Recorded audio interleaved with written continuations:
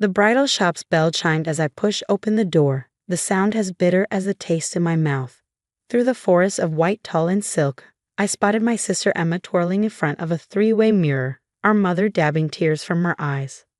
"Oh, Emma," Mom gushed, "you look absolutely perfect."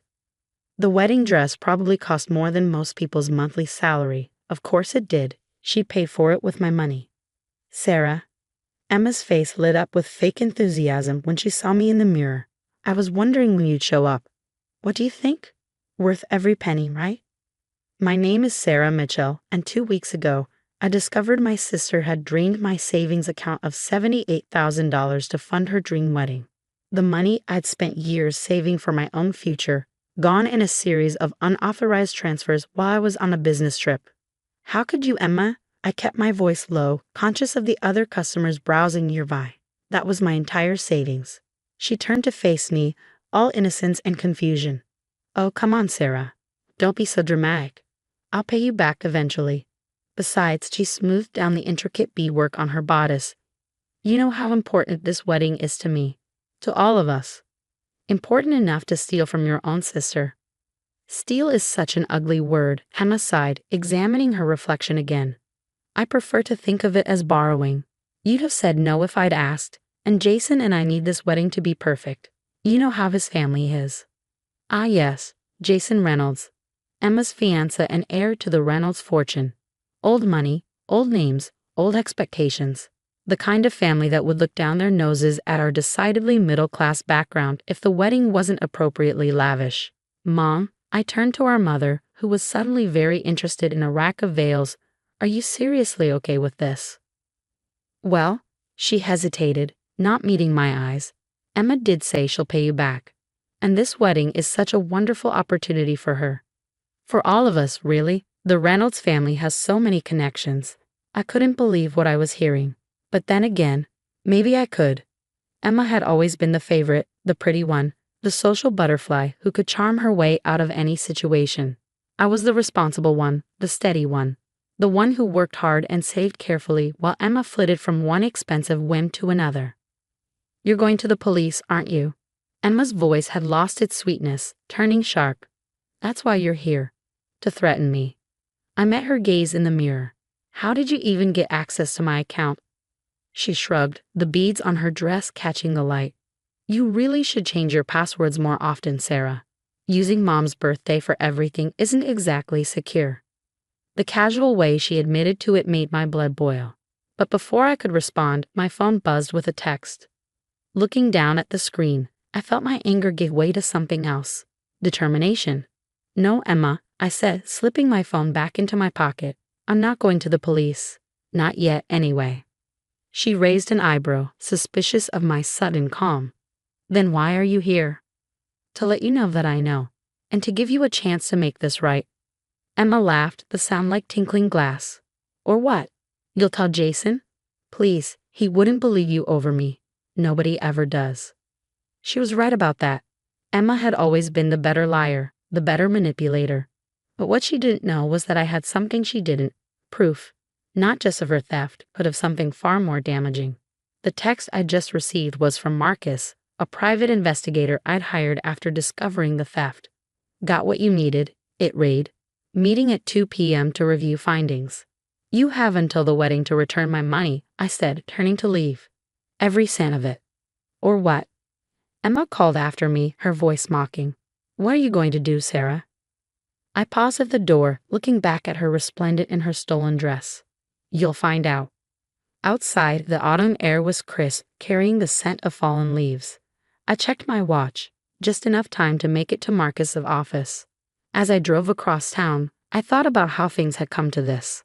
Emma and I had never been close, despite our mother's best efforts. 3 years apart in age, we were opposites in every way that mattered. While I worked part-time jobs through college and built my career in marketing, Emma bounced between expensive schools and failed business ventures, always supported by our parents' indulgence. Meeting Jason Reynolds had been her golden ticket. He was everything she'd always wanted: rich, connected, and completely taken in by her carefully crafted persona. Their whirlwind romance had culminated in a proposal after just 6 months, and suddenly Emma was planning the society wedding of the century. Marcus's office was in a modest building downtown. The kind of place that didn't draw attention. Perfect for someone in his line of work. He was waiting for me when I arrived, a thick folder on his desk. "Ms. Mitchell," he greeted me, gesturing to a chair. "I think you'll find this interesting." He opened the folder, spreading out photographs and documents. "Your sister's fiancé isn't quite what he seems." I leaned forward, examining the evidence. Jason Reynolds, it turned out, had secrets of his own. Secrets that would destroy not just the wedding, but Emma's entire carefully constructed future. "Are you sure about this?" I asked, picking up a particularly damning photograph. Marcus nodded grimly. "Every bit of it verified. The question is, what do you want to do with it?" I sat back, thinking about Emma in her stolen wedding dress, so confident in her immunity from consequences. First, I want copies of everything. And then, for the next hour, Marcus and I mapped out a plan. It wasn't just about getting my money back anymore. It was about teaching Emma a lesson she'd never forget. That evening, my phone lit up with texts from our mother, begging me to be reasonable and think about the family. I ignored them all. Instead, I focused on organizing the information Marcus had provided, building a case that would shatter Emma's perfect wedding plans.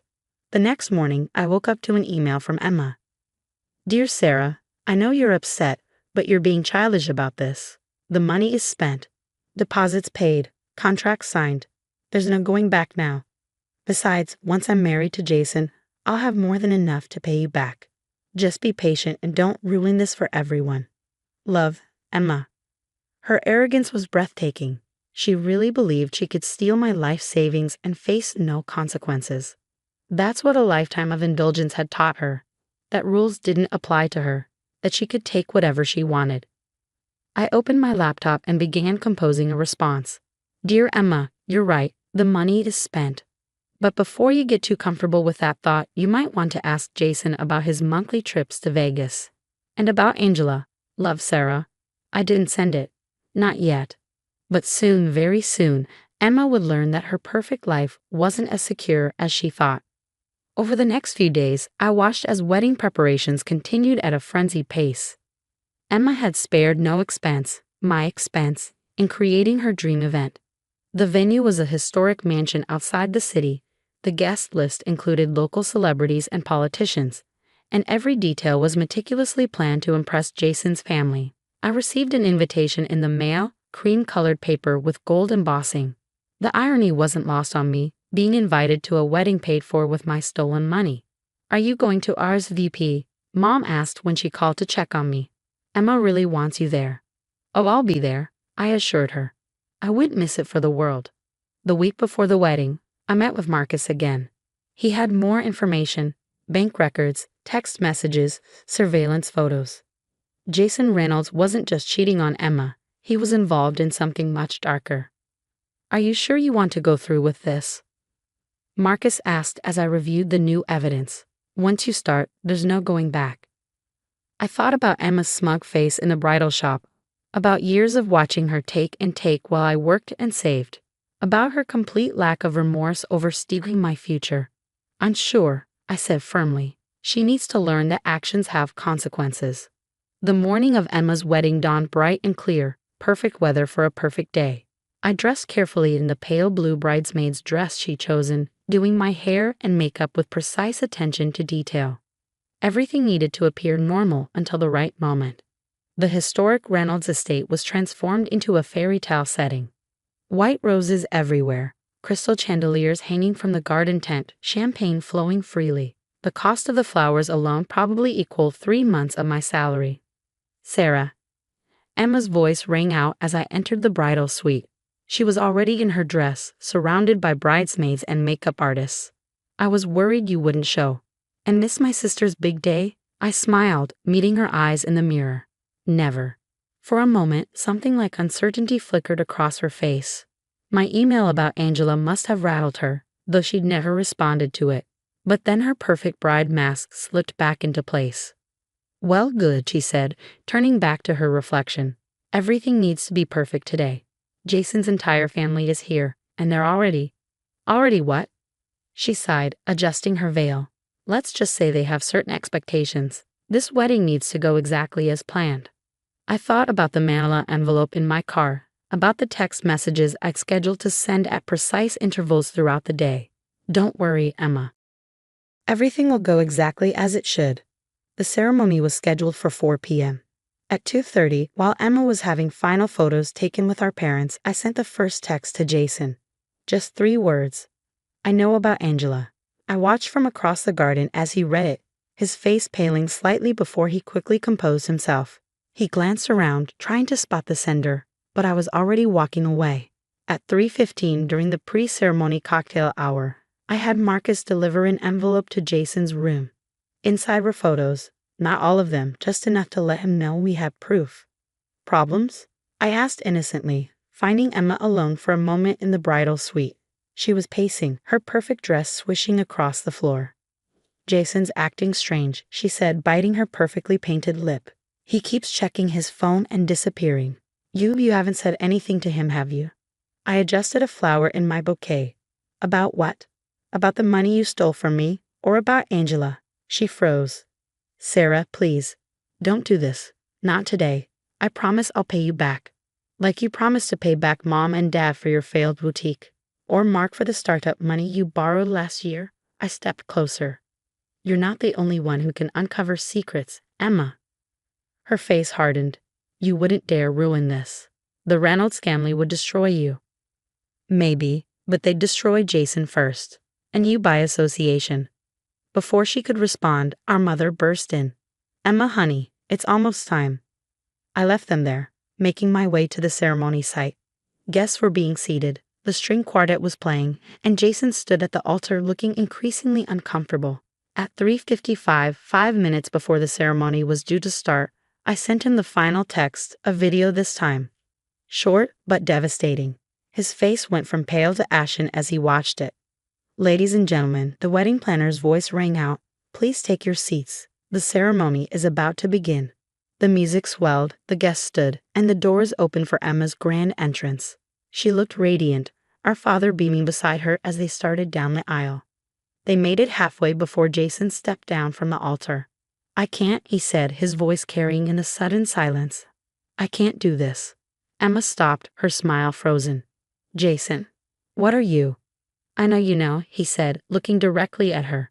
About Angela. About everything. Who told you? Was it Thompson?